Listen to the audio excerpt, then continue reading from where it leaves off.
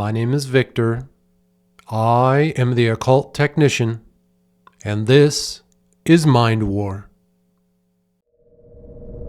Mind War is sponsored by Victory Work Apparel. Use promo code Mind War. Join the Mind War today. Enlist at patreon.com/mindwar. Now, back to the show.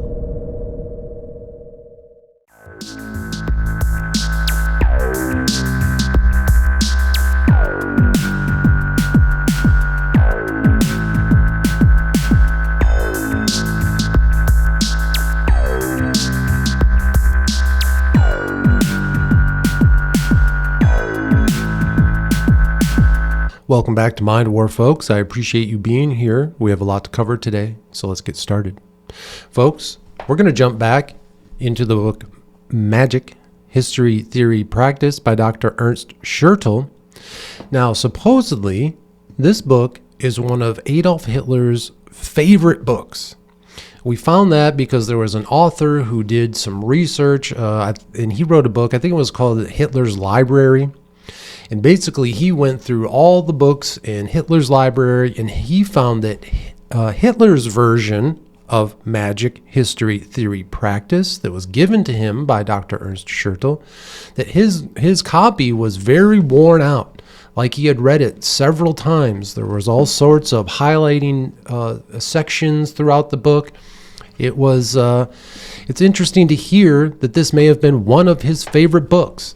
And again, how is it that here in 2025 we find ourselves on the Mind War podcast basically studying Nazi magic? Is that what we're doing here, folks? It's pretty wild to say the least. But the reason I bring that up, we've talked about this already, about what I just told you there. We'd already discussed that, but some new information has come to light in the last few weeks from the president of Argentina, who supposedly released information saying that Adolf Hitler survived the war and escaped to Argentina and basically lived the rest of his life in a sort of retirement down there. Okay. Well, that's pretty fucking amazing. That's pretty insane to hear that information. Now, it kind of made headlines for a little bit and then just disappeared. Now, if that is true, that Adolf Hitler actually lived through the war, he didn't die by suicide in the bunker as we've been told, and instead escaped to Argentina and lived a comfortable life of retirement for what sounds to be another 20 years or so, what else were we lied to about when it comes to World War II? And more importantly, if he survived and lived another 20 years, did he write any more books? Did he do any interviews? Did he maybe shine the light on the truth of World War II? Wouldn't that be amazing to find any of those books, any of those interviews, if they truly occurred?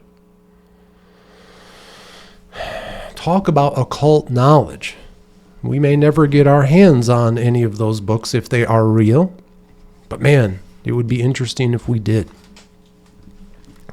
So let's get back into our study of Nazi magic through the book Magic, History, Theory, Practice by Dr. Ernst Schertl. We left off on page 84, and the paragraph starts with this.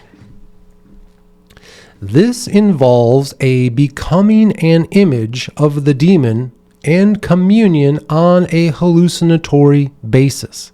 So again, we've been talking about demonic invocation, demonic possession, if you will. We've been talking about demonic substantiation, where those two things, for the invocation, you are communing with the demon. Again, a demon is just a representation of our human characteristics, of our human emotions. So we are communing with our own emotions. We are not dulling those emotions with drugs, alcohol, and all sorts of other dangerous addictive behaviors. Instead, we harness those emotions. We crystallize them within ourselves, and we use them as motivation to make change in our lives. Or we take these demonic images, these demonic representations, and we force them into an object, a statue, a logo, a piece of art. And now that piece of art, the symbol, the logo, the statue, they represent the demonic spirit. They represent the human emotion, the human characteristic that we have to deal with in our lives, just being human.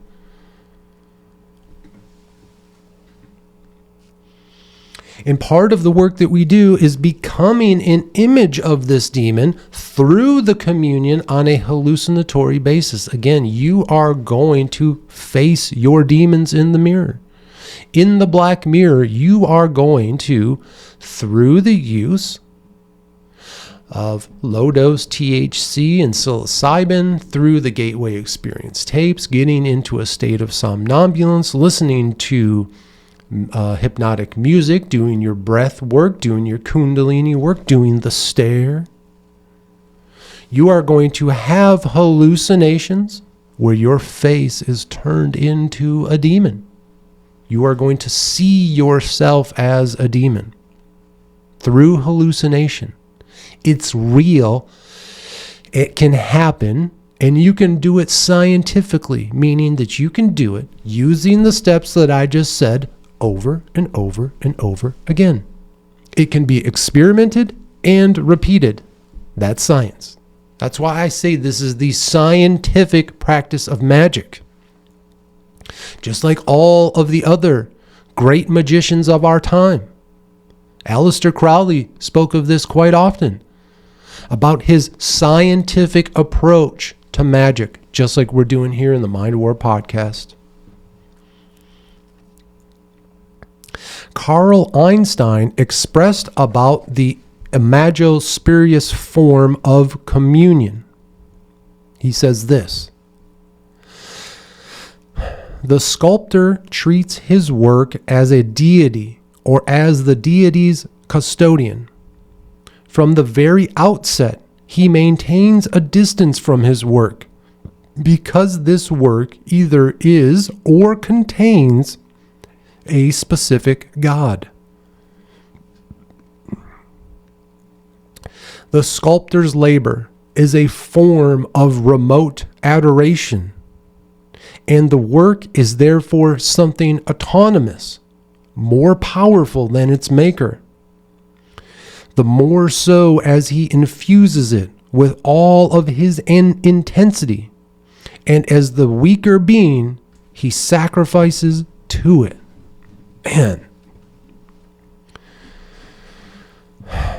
Beautiful. Let's go over this again. The sculptor treats his work as a deity or the deity's custodian.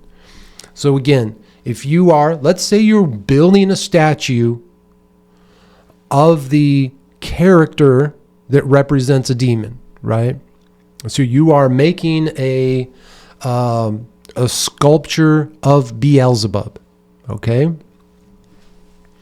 And what it says here, it says from the very outset, you maintain distance from your work because the work either is or contains a specific God. If you are, say, again, making a statue of Beelzebub, the sculptor's labor is a form of remote adoration. You're adoring this spirit, this demonic spirit.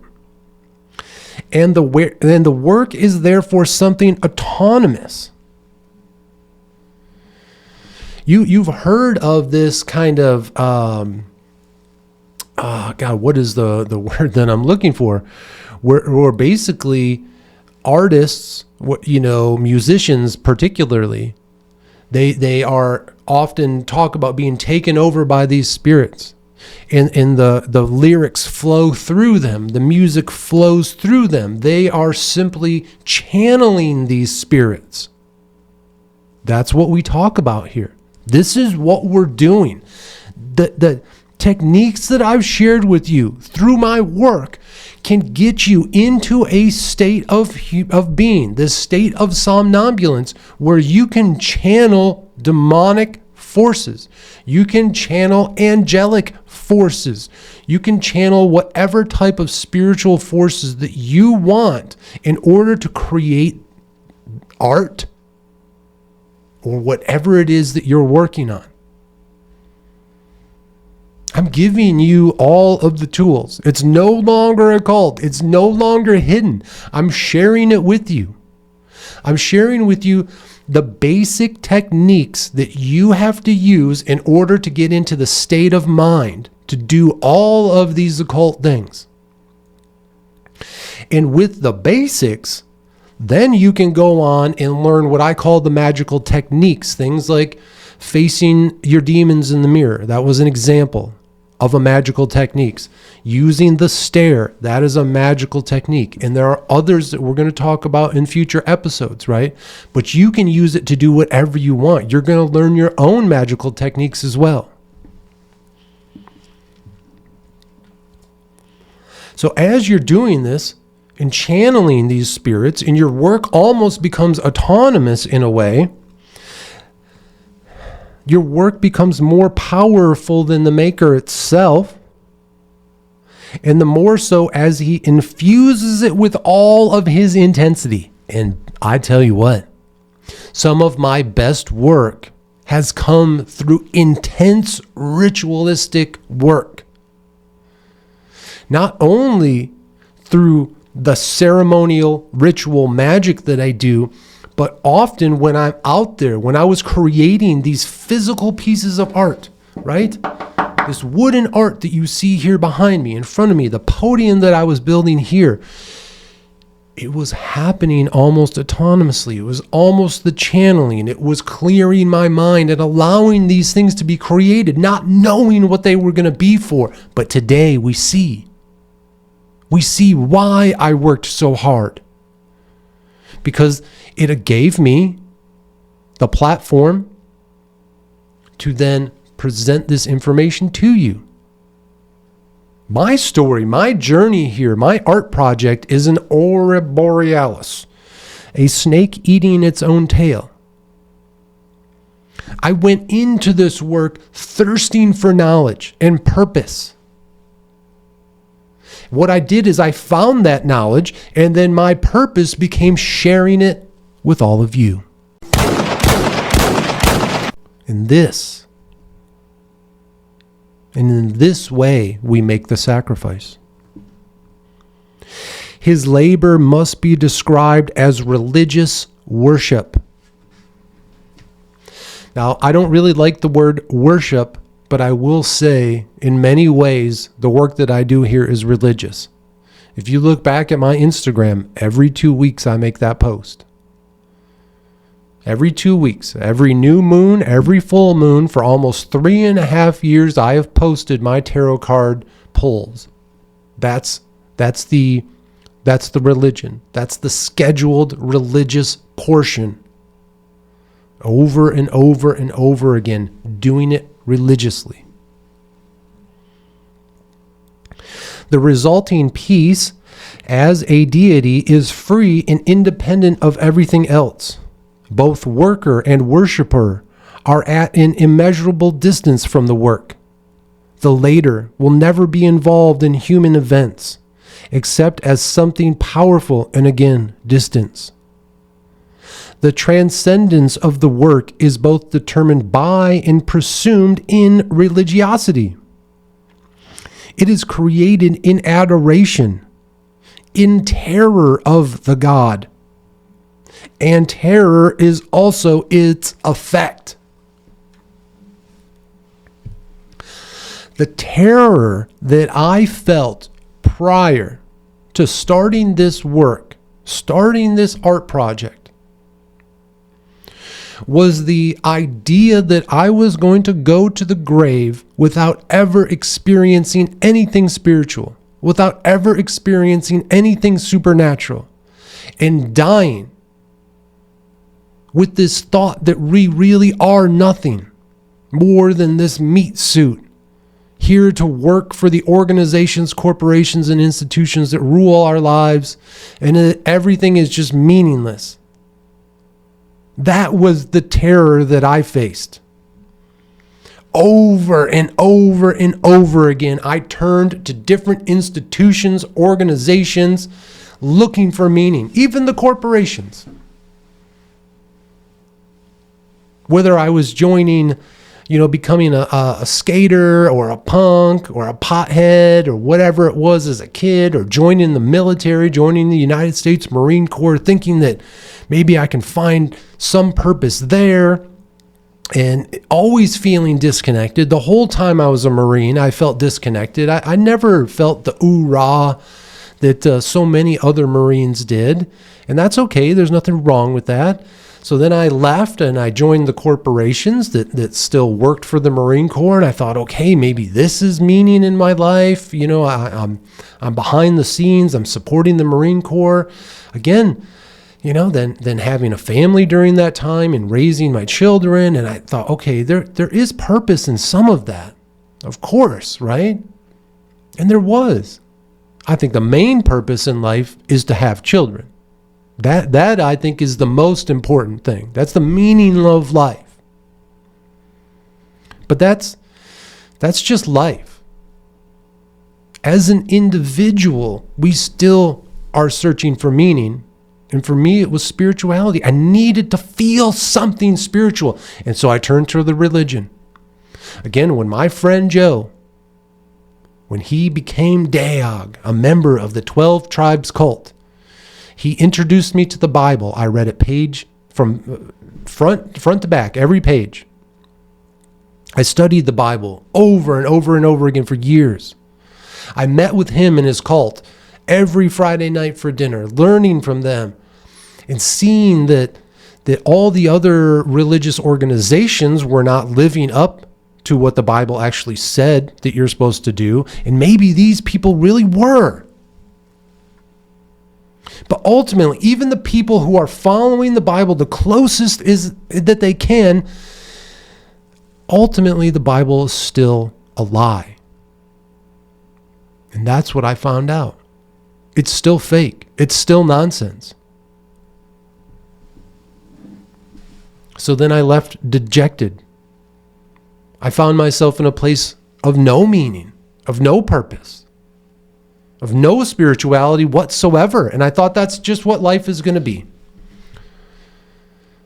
And so I was drinking and playing video games and just, all right, I guess this is just it.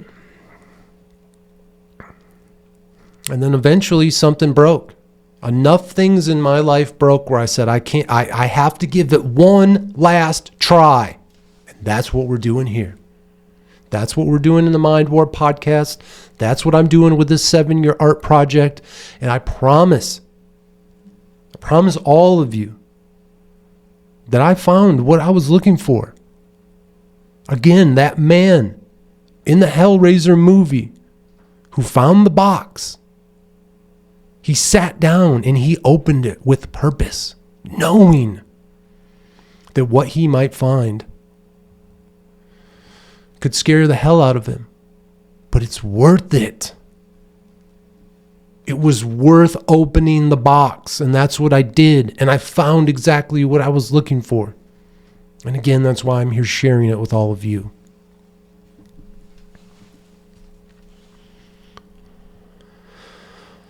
It is created in adoration and terror of God, and terror is also its effect. Maker and worshiper are merged psychologically, which is to say essentially identical. The effect resides not in the work of art, but in its pre-established, unquestioned being as a God. Again, it's not just the work, it's what the work represents. Now I highlighted this next part. It is the God who maintains his closed mythical reality, taking in the worshiper, transforming him into a mystical being, and annulling his human existence. The magician is no mere human. And once you are promoted to magician, and I will show you exactly when it happened for me, and you will know exactly when it happens for you, you are transformed into a mystical being, annulling your human existence, canceling just being human. You step out of that place where I was a few years ago thinking, this is it. There is no spirituality. There is no supernatural nothing. Life is just kind of ones and zeros. You go through the motions. You have love and hate and all these things. And those are just chemicals that flow through your body. And the best you can hope for is that there isn't a ton of tragedy in your life and you don't have to suffer with pain for too long.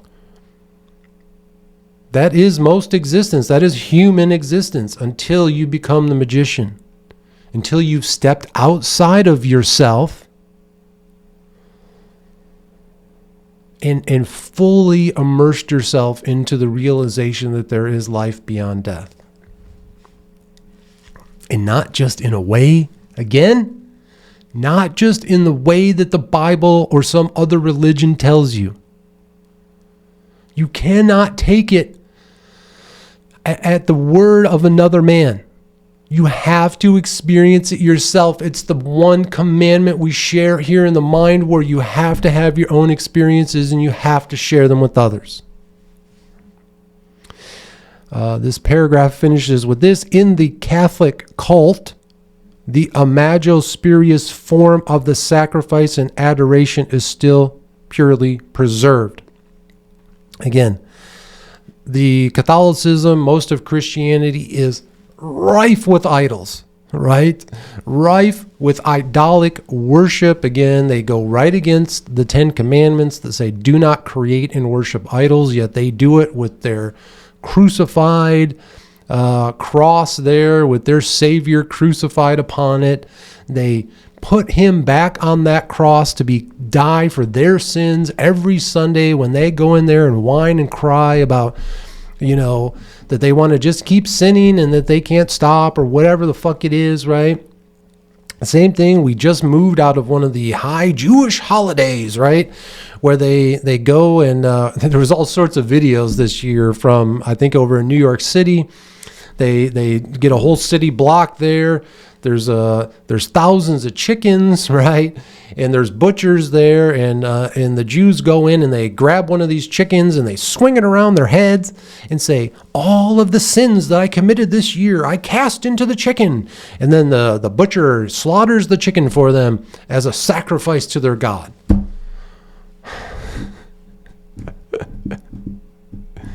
That's not how it works, folks. That's not how this works, man. What is the sacrifice? Let's go on. The sacrifice is necessary in the cosmic content, since the demons, the ectropic centers of energy, feed upon the sacrifice. That is to say, only gain power over a world system by contact with a real body.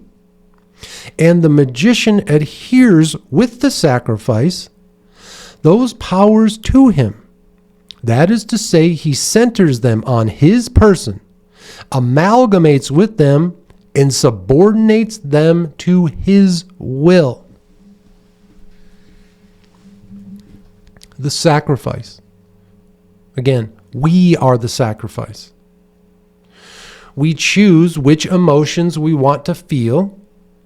We harness those emotions. We crystallize them within ourselves. We do not release them through drugs, alcohol, and other painful addictions that destroy us.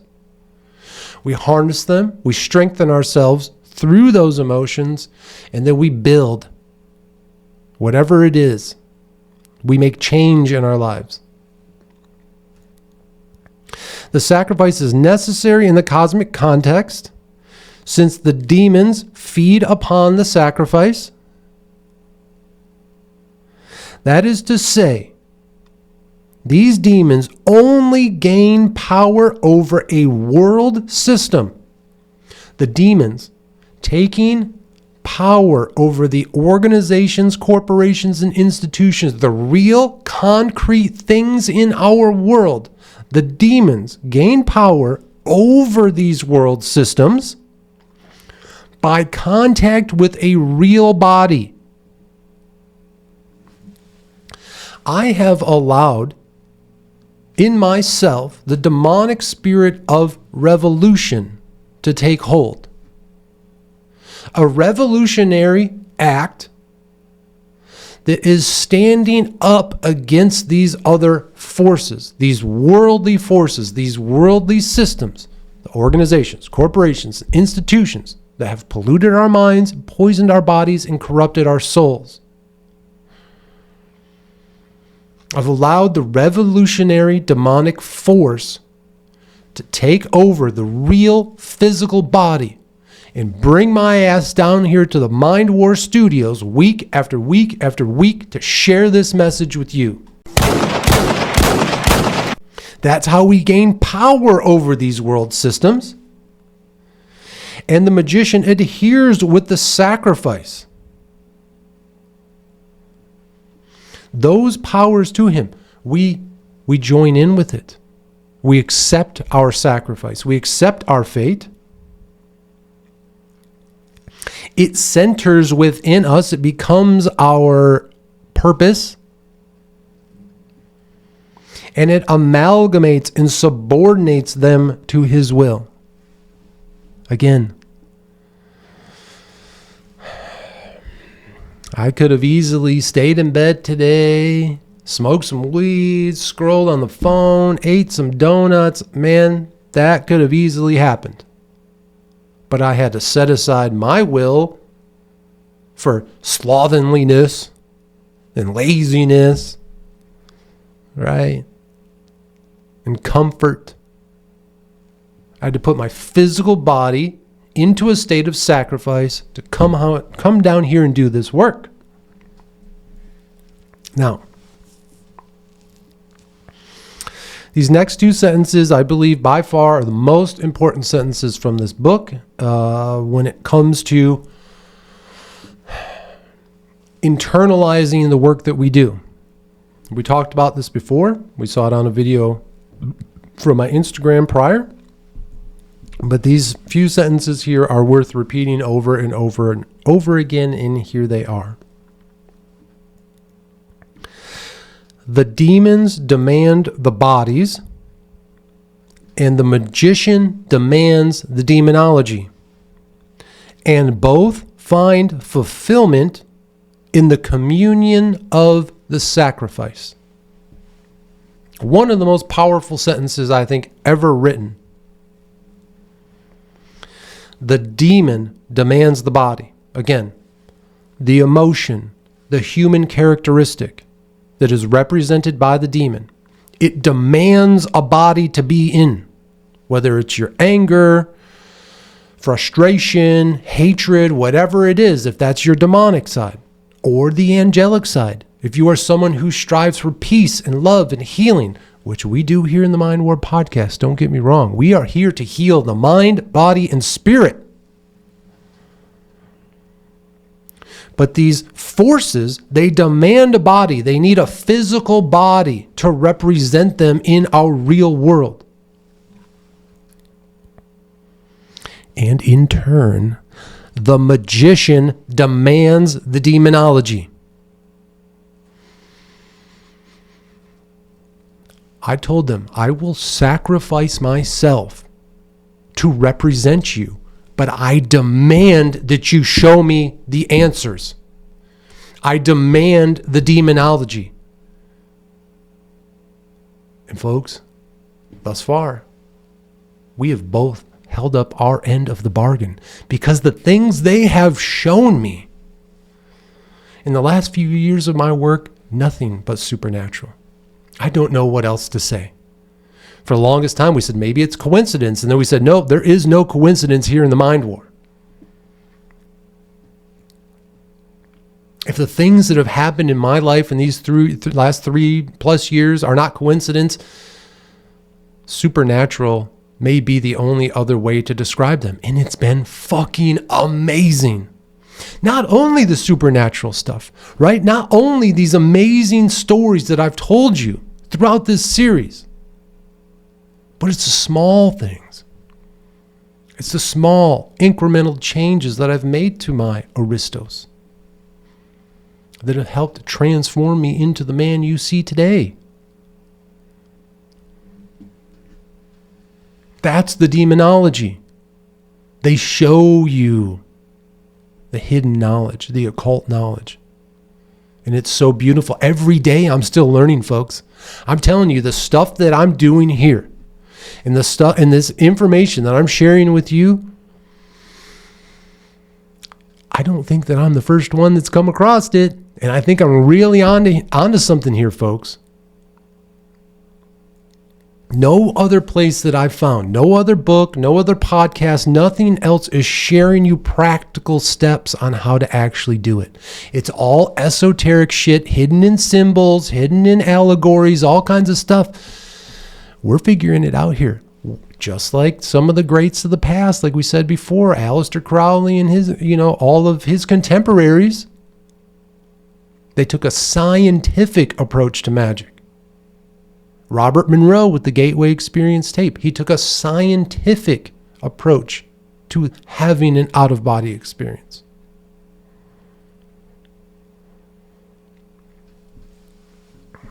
Lieutenant Colonel Michael Aguino, author of the book Mind War, the namesake of the Mind War podcast. He was a psychological operations officer in the United States Army. He was a scientist of the mind. And yet he helped create the Satanic Church and the Temple of Set. He took a scientific approach to magic. And that's what we do here. When you sacrifice your body to the will of the demonic spirit, not only will you receive the secrets of demonology, not only will the demon be given a body to be represented in and being able to now have a voice in the real world, but both the demon and the man will find communion in the sacrifice. We do not command demons here in the Mind War podcast. We do not control the demons. We do not force them to do things for us. You can try to do that, and trust me, you're gonna reap what you sow. You try to force these spirits to do something for you, and you will reap the destruction of it. But if you commune with them, if you meet them on equal footing, if you go to them in desperation and not with arrogance, they will give you everything you've ever asked for. And just be careful, because you just might get it. To go on, this is the second half of what for me is one of the most important lessons in this book.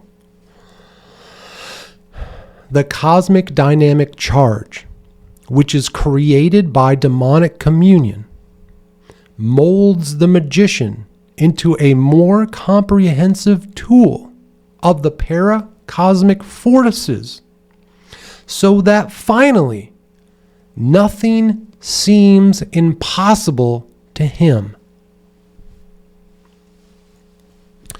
The cosmic dynamic charge, right? So the absolute, the universe, the paracosmic forces, or God, whatever you want to call them, the charge from them, the energy from them, the frequency from them, whatever form that you want to understand the energy of the universe, that charge, that energy which is created by demonic communion. That energy is created by the communion with your own emotions, with your own human characteristics. This energy molds the magician into a more comprehensive tool of the paracosmic forces. As magicians, we train ourselves. We strengthen our abilities to be a tool of those paracosmic forces, to be the tools of the absolute, to be the tool of the universe, to be a tool of God, to harness their energy and be able to use it through our physical bodies until finally the magician understands and realizes that nothing seems impossible to him. So many times as I went through this journey, as I did this work, I thought, this is impossible. None of this is going to work. Why am I doing this? Why do I keep going? But over and over and over again, I just kept hearing that little voice in my head saying, nothing's impossible. Just keep going. Just keep working. And it's beautiful, man. That's a beautiful realization that nothing is impossible for you. You just have to put in the work. You have to put in the effort. Because again, there is no magician without great works. There is no manifestation without imagination. You first have to imagine it. You first have to have the ability in your mind to be able to imagine things being different. Once you imagine it, the only way that you can manifest your imagination, make it become real, make it become concrete in the real world, is by doing the work. That's often the piece that seems to be left out. People think that they can just put up their little manifestation board with all the pictures of the stuff they want and then sit on their couch and hope it just appears. It doesn't work that way. You will never manifest anything that you imagine without putting in the work. Again, beautiful sentences there. Just really one of the most important messages that I took from this book, again, is the communion. We do not try to force these spirits to do things on our behalf. We commune with them. We try to understand them. And when we do, again, we go with the flow, man. You start to get into that flow state. You may not understand exactly why you're doing this today or doing that. Why am I doing this like this? You just keep going. You keep putting in the work. I promise, man. Keep putting in the work.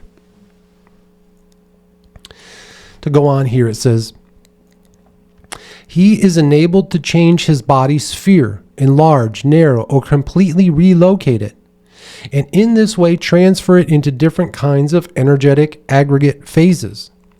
But he is also able to exert magical, that is to say, highly complex energetic effects beyond his body sphere. So again, through your spiritual transformation, a physical transformation occurs as well. The physical is constantly changing, constantly renewing. We talked about that, where every, 7 to 10 years, your entire body basically regenerates. The person you were, the physical body you were 10 years ago is not the physical body you are today. All of the cells from 10 years ago died and were regenerated and rebuilt and re-strengthened. And what happens is in the first half of your life, you are growing, right? And everything keeps getting stronger and stronger as your body is constantly transforming and regenerating. But once you get my age, now the body is dying. So yes, my body is regenerating every 10 years, but it's not as strong as it was 10 years ago. And that's a weird realization, man. I am definitely at this point on the downhill slide of life. It's very strange. Without going through the Gateway Experience tapes the way that we did in that series, right? Without continuously dozens of times experiencing out-of-body experiences, doing the astral projection, right? Without that, again, life seemed very small and meaningless in a way. And it made death that much scarier. But that fear of death, it just doesn't, it's not there anymore. And it was interesting, you know, my whole life almost leading up to this art project has been inside of me, desperate to get out. I just didn't have the means or the ability or the timing or wasn't in the right situation to do it. But this has been in me my whole life, desperate to get out. I tried sharing it with other people one-on-one, trying to communicate with them what I meant and what was inside of me and what I needed to do. But it never made sense. They never agreed. They always hated when I would talk about this type of stuff. And that's ultimately why I had to come down here and do it as an individual task. I had to do it on my own in a way. Without any external conflict, without any external pressures or anything like that. I had to come down here in the sincerest form of freedom and share with you what's been in me my whole life that was blocked off by so many things. Thinking that I had to be so many other things, right? Wearing all of those societal, cultural, and religious wet blankets that just weighed me down. But once I removed them, I found that freedom to express and learn the knowledge that I've always been searching for. And it's so wonderful to be down here sharing that knowledge with all of you. On the relocation of the body sphere rest those phenomena which are generally associated with the so-called astral body. The astral body is nothing empirically substantial, which is part of the material. Let's start that again. The astral body is nothing empirically substantial, which is part of the material body. But this notion simply describes a certain condition of the whole body sphere, wherein it has a great instability of its molecular cohesion and is in an outstanding close connection with the cosmos. Okay. I bet you didn't think in our book on Nazi magic here, we were going to be talking about the astral body. You see now how all of this connects. I literally just got done saying I didn't feel like a real and fulfilled human spirit until I started to have out-of-body and astral projection experiences. It was only then the fear of death was dissipated. That's what you're going to hear in the Bible all the time. There's no longer this fear of death once you become a believer. Bullshit, man. I was a believer. I was still afraid of death as ever, probably more than ever, because I thought that there was this hell that we could go to if we weren't perfect little robots that followed all the fucking bazillion rules, right? But again, it was through the astral body that I found peace with what comes next.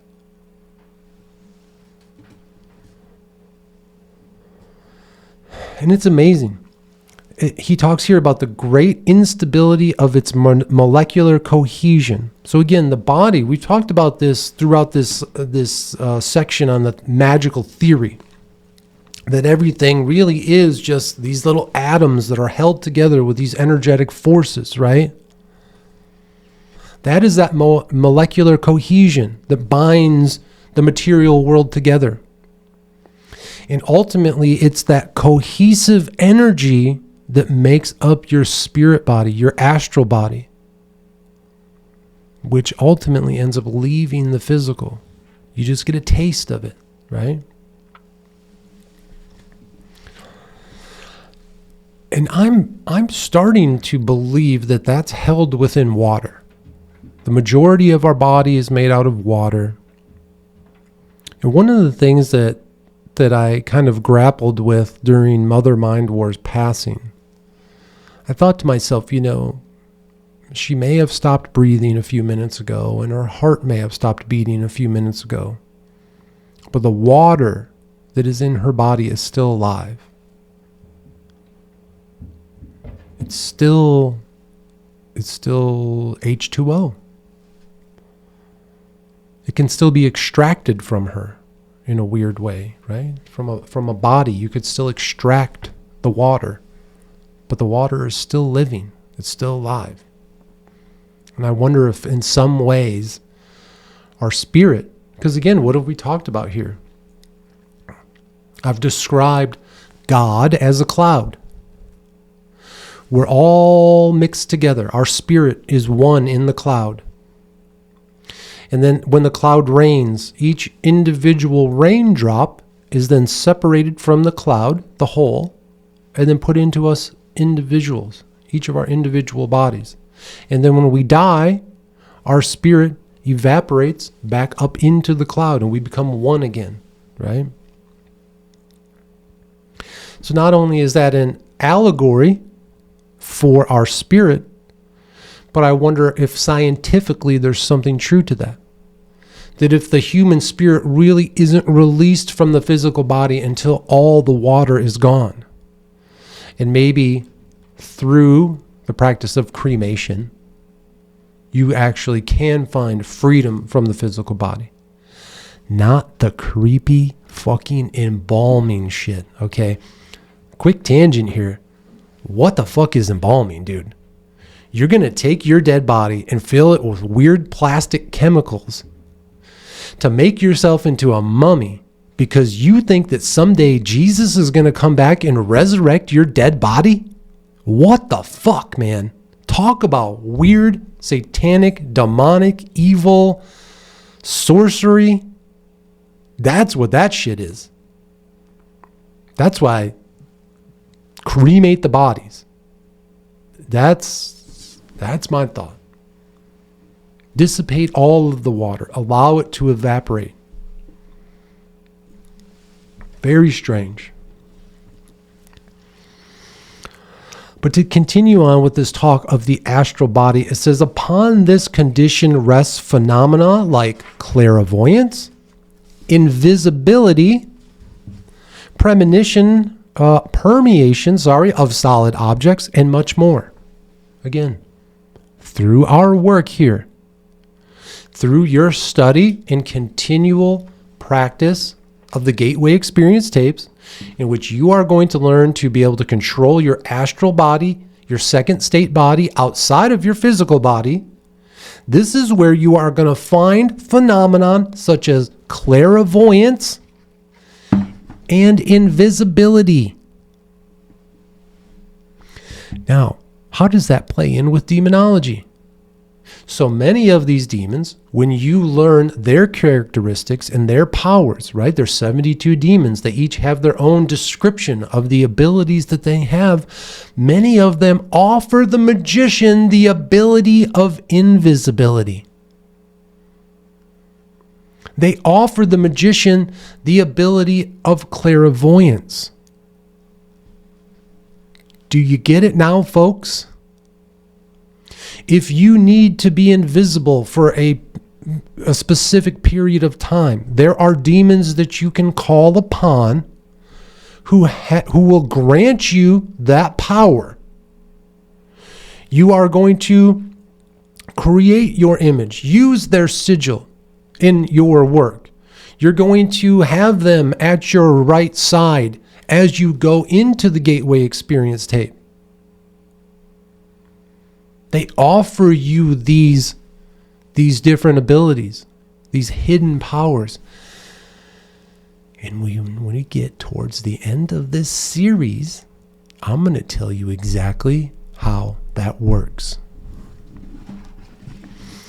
All these phenomena are explained by the fact that our body's sphere is quite relative with regards to its boundary and is more or less lapile in its constitution.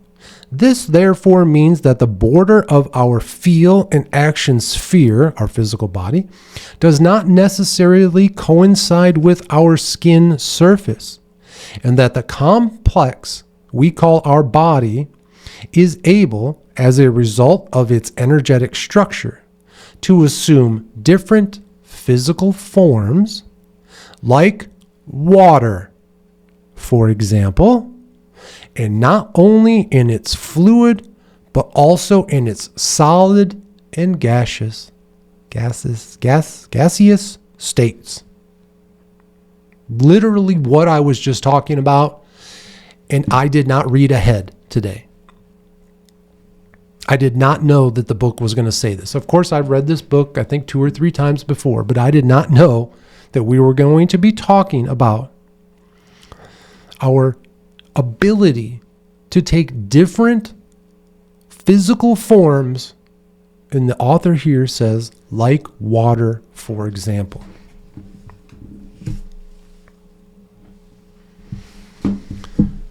Must just be another coincidence here in the Mind War podcast. Now, when we return, we're going to continue on with my magical journey over on Instagram at The Occult Technician in just a moment. Okay, welcome back, folks. We're going to continue on with my magical journey over on Instagram at The Occult Technician. You're going to scroll all the way down to a post from June 18th, 2023, titled The 3 M's. Now, this is the first video and basically a 4-part series that I made back then, titled The 3 M's, and this was my first attempt at sharing with all of you what I had learned through this practice of magic, okay? And so the 3 M's basically talked about mindset, meditation, and then manifestation, okay? And so the subsequent videos, one is on the mindset, one is on meditation, and one is on manifestation and how to bring that about. But again, you can go back and watch this video from June 18th, 2023. Again, that first attempt down here in the Mind War Studios. The lighting was really interesting. I liked how it was back then. I was standing up at the podium. I got a nice seat here that I can sit on now. But things were just a little bit different back then. Again, this was my learning, setting up the studio for the first time, understanding lighting and sound and all of that, and really getting used to it. And really, in a desperate attempt, trying to share with all of you what I had been learning. And in those early days, it's so difficult to communicate with those around you what you're learning and experiencing when you first start magic, because it takes a while for you to have multiple experiences and really truly understand what it is you're doing, why you're doing it, and what the results of your work are going to be. So again, that post from, looks like it was titled The 3 M's, and it was from June of 2023. So let's go on to our next post from June 18th, 2023. This one was titled Vipara. And this was another demon card. This was a new moon. So I was down here in the Mind War Studios doing my magical rituals and my magical practice. And Vipar here, Vepar is the name of this demonic spirit. And let's just go for a second and talk about the description. We talked about that earlier, that the description of these demonic entities, these demonic spirits, they teach you different skills if you are willing to ask them. So let's see what Vipar has to say. It says the 42nd spirit is Vipara, or Befara. She is a duke, great and strong, and appears like a mermaid. Her office is to govern the waters and to guide ships laden with arms, armor, and ammunition. At the request of the exorcist, she can cause the seas to be stormy and to appear full of ships. Also, she makes men to die in 3 days by putrefying wounds and sores, causing worms to breed in them. She governs 29 legions of spirits. If I were a sailor, especially a combat sailor, I would wear the sigil of Vapar or Vapara around my neck. Because her job is to govern the waters and to guide ships laden with arms, armor, and ammunition, aka combat ships. She guides them through the water. And at the request of the exorcist, aka the magician, she can cause the seas to be stormy and appear like they are full of ships. If you are on a combat ship and you are going into dangerous enemy territory, dangerous enemy waters, you're going to call upon Vapara and you're going to ask her to make the waters, the seas of your enemy be stormy and full of waves and violent. And you're going to make them appear like it's full of ships so they don't know which way they're looking, and it heightens their fear. And then, if you have a personal beef with someone, and again, I've never done any curses or anything like that, but this is something you could do. This is a magical technique that you could study and you could put into your practice. If you want to curse someone that you hate and you need them to be out of your life, maybe call upon Vapara, because she has the ability to make men die in 3 days by putrefying their wounds and sores and causing worms to breed in them. If you are going to do that, if you wanted to curse someone to have putrefying wounds and sores that lead them to die in 3 days as they are eaten from worms from within their wounds, you are going to get the sigil of Vapara. You are going to have it closely with you when you listen to the Gateway Experience tape. You are going to visualize. You're going to find the tape, or maybe you don't even do one of the tapes. Maybe you just are listening to another, sound. You're going to listen to the sound frequencies that help you get into that state. But when you are in the out-of-body state, when you are in the abyss, when you are in the sleep dojo and you're doing your work in the darkness, you're going to visualize that person that you're cursing. You're going to call upon Vapara to come out of the darkness and cause their wounds to putrefy. You're going to visualize the worms growing through their wounds and their sores, causing them to die. You're going to visualize those things. And you're going to take all the hatred that you have for that person, and you're not going to spill it by cutting yourself. You're not going to spill your hatred and your anger for them by dulling it with alcohol and drugs. No, you're going to hold on to it. You're going to harness it. You're going to crystallize it inside yourself and use it in this vision. You're going to push it into the wounds of this person as you visualize them there in the darkness with you, as you curse their name, as you call upon Vapara to destroy them. And then when you are in the state of somnambulance and you're done listening to the tape and you're in front of your ritual, your ceremonial altar, maybe you have a physical picture of the person there. And you cut the picture up. You cause them to have wounds. Maybe you go out into your yard and you find worms and maggots and you put them in there with the picture. Maybe you grind them all up. and then burn it and take the ash and sprinkle it.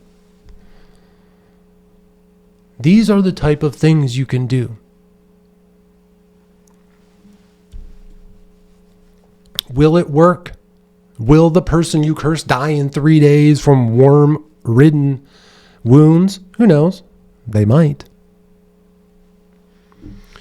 But ultimately, what that process is going to do is it's going to allow you to deal with the emotions of hatred that you have for that person. You're going to be processing those emotions through this work.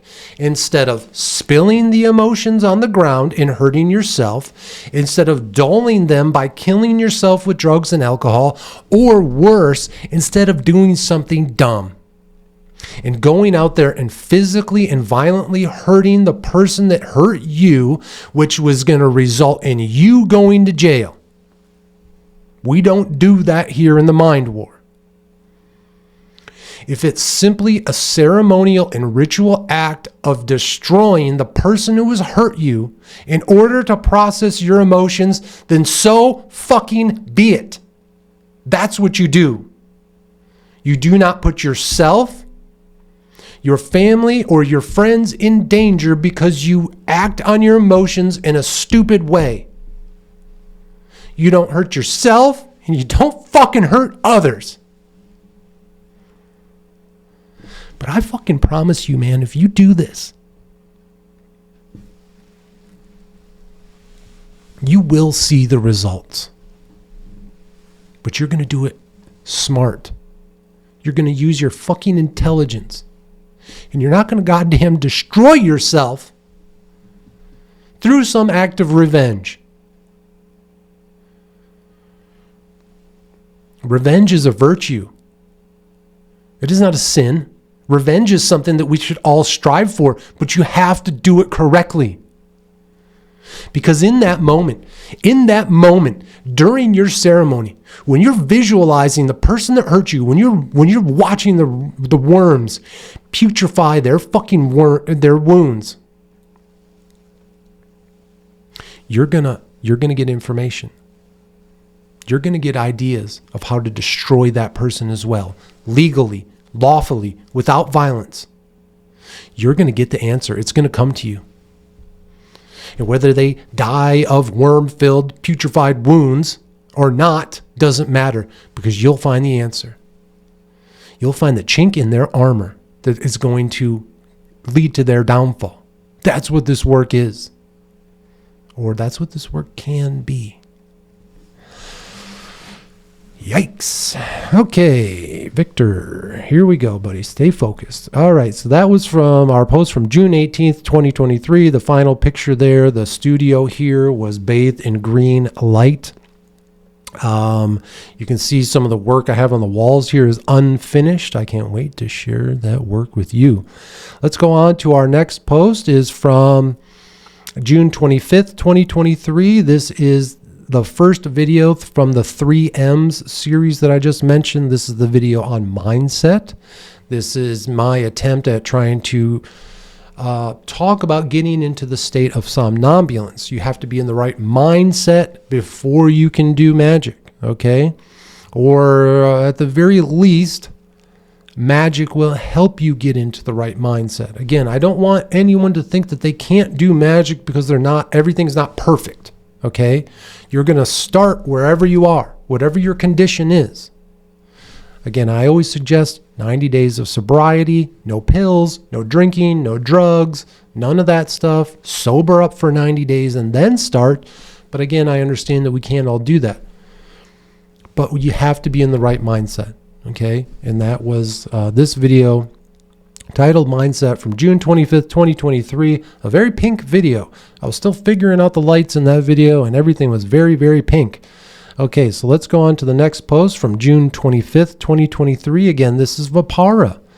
So this card pull had so much effect on me that besides the night of just pulling the card, I actually went out and made sort of a natural kind of altar for Vipara. So I found a bird's nest there. You can see the card is inside the bird's nest. I filled it with copper coins. I pulled a bunch of weeds and grasses and looks like, what is that? Not acorns, but pine cones, right? And I just kind of set it all up in an artistic way to display the Vipara card in a way of reverence. Again, showing that communion with these different spirits and giving them thanks for the things that they teach us, okay? Our next post is from July 1st, 2023. This is, again, another commercial for Victory Work apparel over on Etsy. This was more of an Independence Day sale victory. I was showing more of the patriotic gear that you can find over at Victory Work Apparel. And so let's go on to our next post. Oh, this is a good one. Again, from July 1st, 2023. This, this is titled, Who Inspires You? And so basically, make sure you watch that. Maybe I'll put it here so you can kind of see what we're talking about. But President Biden gave a very interesting speech. I don't know exactly where he was, but the building he was in front of was all saturated in red light. It was at night, right? So the building was just blood red behind him. He had a Marine standing on his left and in his right, which was very symbolic for me to see the Marines in their dress blues standing behind Joe Biden. And in that speech, Joe Biden said that white supremacy was the most dangerous, the most dangerous threat to our homeland. White supremacy.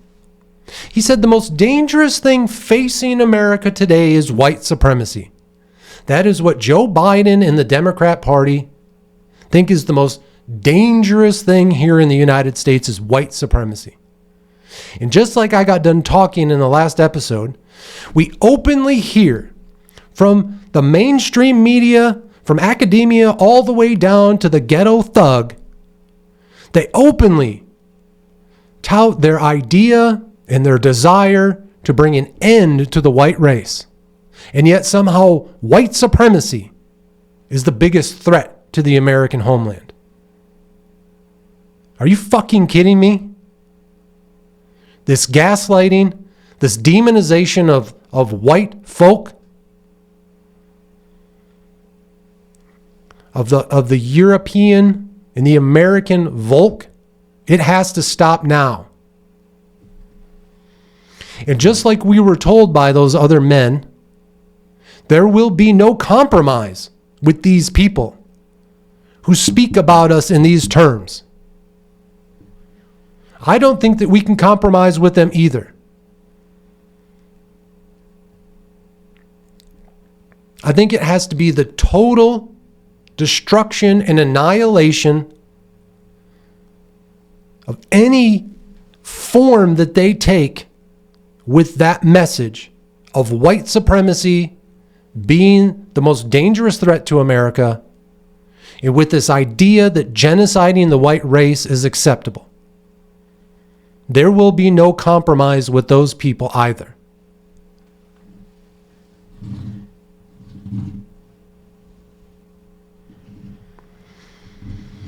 And I think that's where we're going to end for today.